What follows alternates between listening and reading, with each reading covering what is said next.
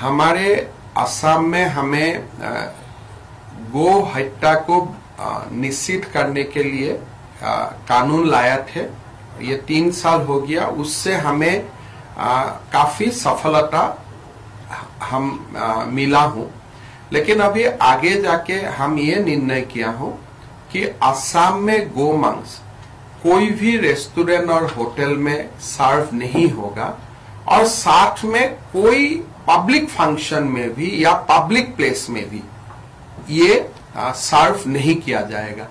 सो ये हमने completely hotel, restaurant और पब्लिक प्लेस में बीफ को हमें कंजम्पशन ऑफ बीफ, मांस को खाना हमने आज से बंद करने का निर्णय लिया। पहले हमारा ये निर्णय था कि मंदिर का 5 किलोमीटर तक, लेकिन ये अभी हम पूरा स्टेट में एक्सपांड कर दिया हूं कि कोई भी कम्युनिटी प्लेस में, पब्लिक प्लेस में, होटल में, रेस्टोरेंट में आप इसको खा नहीं पाएगा।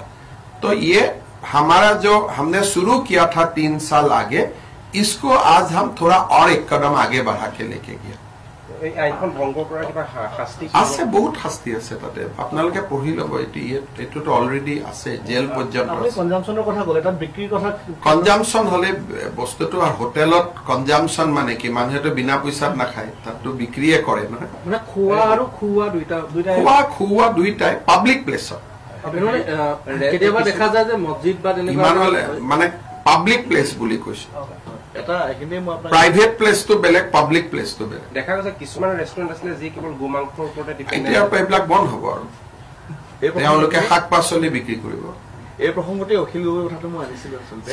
ইমান ডাঙৰ মানুহৰ কথা, ইমান ভাল কথা মই যে নানিব। আপোনালোকৰ এটা ফেচিনেশ্যন আছে, এইটো আপোনালোকৰ লগত ৰাখক। মোৰতো ফেচিনেশ্যন নাই, গতিকে মই কিয় এইটোত পৰো?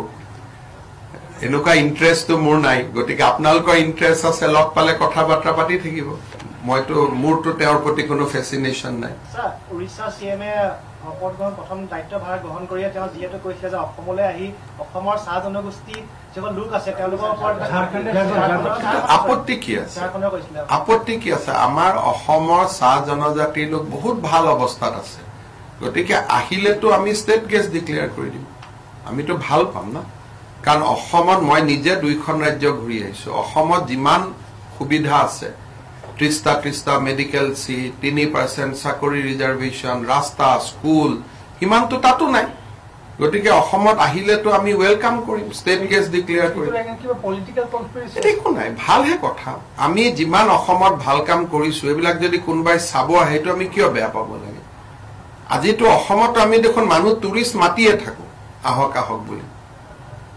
ইমান সুবিধা দিছো। গতিকে আৰু যদি কোনোবা এজন তেওঁতো আৰু আহি পেলাই যদি ইয়াত আমাৰ অসমত সময় খৰচ কৰে, আমাৰ তাতকৈ আমি ভাল কিয় পাম?